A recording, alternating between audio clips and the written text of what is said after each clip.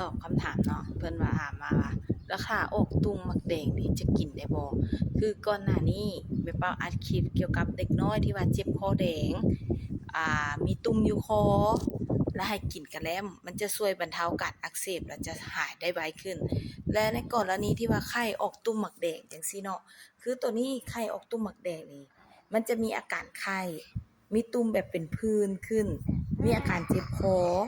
เนาะ ถ้าว่าตัวนี้เราจะให้กินพวกกะแล้มกินหยังได้บ่อันนี้แม่เป้าจะแนะนำให้กินยาสีวนะคู่กับน้ำพวกอัมมอกพวกอิหยังเนาะแล้วให้เบิ่งในเรื่องของความสะอาดถ้าว่าลูกน้อยเฮายังเป็นตุ่มเป็นหยังอยู่บ่ฟ้าวเอาไปโรงหมอย่านเพราะว่ามันแพร่เชื้อได้ง่ายย่านมันไปแพร่เชื้อใส่เด็กคนอื่นนำแล้ว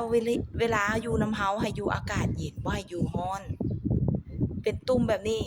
คือตุ่มหมึกแดงนี่ต้องบอกว่าแม่เป้าบ่เคยมีลูกเป็นตุ่มหมึกแดงแต่เป็นตุ่มหมึกสูงหมึกใสมันจะอาการคล้ายกันเลยจะกินยาซิบานะ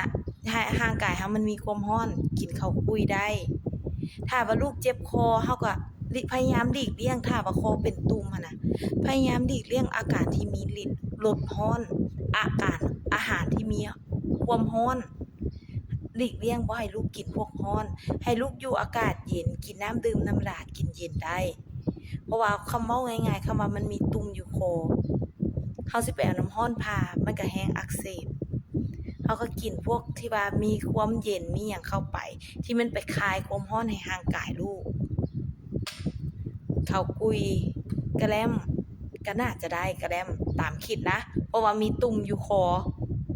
มันบ่ได้มีขี้กระเทอบ่ได้ว่าไอแล้วเป็นเหนียวๆเพราะว่าถ้าว่าลูกไอมีขี้กระเทอแหดๆมีขี้กระเทอมีน้ำมูกไหลย้อยอันนี้เราอาจจะบ่ฟ้าวให้กินพวกกะแล้มเนาะเพราะให้กินอาหารอุ่นนิดๆได้แต่ถ้าลูกไอแบบแห้งๆแต่ว่าเจ็บคอมีตุ่มเราให้ลูกอ้าปากเบิ่งแล้วเป็นแดงๆอยู่คอเป็นแบบตุ่มน้อยๆๆหยังอยู่คอเซี้ยน่ะกินกะแล้มได้และซื้อข้าวกุยมาให้ลูกกินนำได้ ข้าวกุยมันจะระบายความร้อนในร่างกายลูกเฮาแล้วก็ช่วยลดไข้ได้นำอีกนะน้ำข้าวกุยหั้นน่ะบางคนน่ะบ่ฮู้เวลาลูกไข้กินแต่ยาบางทีลูกไข้อาการเริ่มแรกน้อยเดียวน่ะปวดขี้หุ่มๆน่ะเฮาซื้อข้าวกุยให้เขากินเพราะว่ากินยาหลายก็บ่ได้ดีคือเฮาฮู้แหละเด็กน้อยกินยาหลายขนาดผู้ใหญ่กินยาหลายก็ยังบ่ดี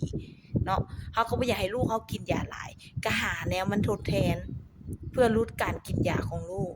และช่วยให้ลูกเจริญอาหารได้ดีขึ้นให้อาการที่ลูกเป็นอยู่มันเซาได้ไวขึ้นอันนี้แม่เป้าเองก็บ่ได้แม่นหมอนะแต่จากตัวเองปฏิบัติในกรณีที่แบบว่าเวลาลูกตัวเองเป็นตัวเองใช้วิธีนี้แล้วมันเกิดผลก็อยากมาบอกต่อคือจากถ้าว่าผู้ใดบ่แน่ใจก็หาหมอเพิ่มคือแม่เป้าเองบางอันที่แม่เป้าบ่แน่ใจว่าอาการลูกแบบนี้เฮาบ่แน่ใจเฮาก็ไปหาหมอเพื่อความอุ่นใจของเฮาแล้วเฮาก็ได้ยามายามาเฮาก็ให้ลูกกินยาตามหมอสั่งแล้วก็รักษาในวิธีของเฮาก็คือให้ลูกกินน้ำดุ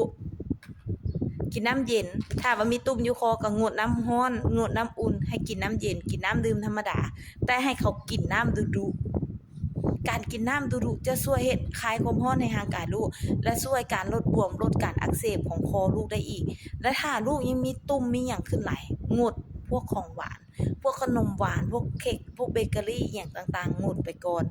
พวกขนมขบเคี้ยวงดก่อนที่ว่าขนมถุง 3,000 4,000 5,000 หันงดไปก่อนและให้เขากินเป็นกะแล้มได้กินเป็นน้ำดื่มธรรมดาดุๆได้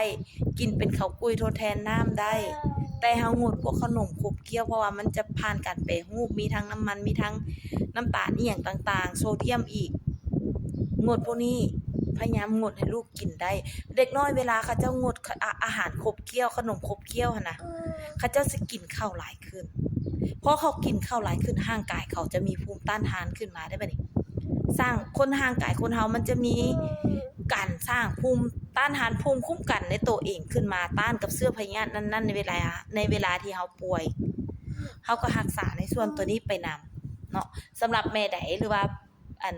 ที่ว่ามีอาการลูกเป็นหยังอยู่ทักมาถามปรึกษาได้ถ้าว่าอาการใดที่ลูกแม่เป้าเป็นเลยและแม่เป้ารักษาแบบนี้ได้ผลแม่เป้าก็จะพร้อมแนะนำ แต่ถ้าอันใดที่แม่เป้าบ่แน่ใจแม่เป้าก็จะบอกไปเลยว่าอันนี้บ่แน่ใจแต่จะอาจจะกินได้รักษาได้ลองเบิ่งงดอาหารขบเคี้ยวลูกเป็นตุ่มหมักแดงงดขนมขบเคี้ยวให้เน้นกินอาหารให้ครบ5หมู่กินผักกินหมากไม้กินหยังที่ว่าลูกเคยกินลูกมักกินแต่ว่าให้มันมีประโยชน์เนาะ2 3อาจจะกินเป็นให้จิบน้ำกินดุๆเลยกินน้ำนี่อย่าขาดเวลาลูกป่วยลูกบ่สำบายลูกคอแดงลูกเจ็บคอลูกไอให้จิบกินน้ำดุๆต้องได้นั่งคุมลูกกินน้ำ4ซื้อข้าวปุ้ยมาให้กินได้5คันลูกเจ็บคอแฮงมันบวมมันอักเสบยังแบบว่าบ่ยังกลืนหยังน้ำลายก็ยังบ่ได้ซี้นะกินได้แต่น้ำลงคอแต่กินน้ำก็ยังฝืดลองซื้อกะแลมช็อกโกแลตให้กินได้เพราะว่าช็อกโกแลตมันจะช่วยแบบคือบ่ฮู้แหละแต่ว่าแม่เป้าให้ลูกกินกะแลมช็อกโกแลตแล้วมันดีลองเบิ่งมันจะอาจจะมีตัวสารอันใดหนึ่งที่ว่าช่วยในการลดบวมลดการอักเสบลดการแดงและเฮ็ดให้กระตุ้นให้เด็กน้อยอยากอาหารอยากข้าวลองเบิ่งนะเพราะว่าเวลาเขากินกะแลมช็อกโกแลตแล้วเขาจะกินข้าวได้ดีหลังเขาป่วยในเวลาที่เขาเจ็บท้องคอแดงหรือว่าป่วยสิหั่นน่ะ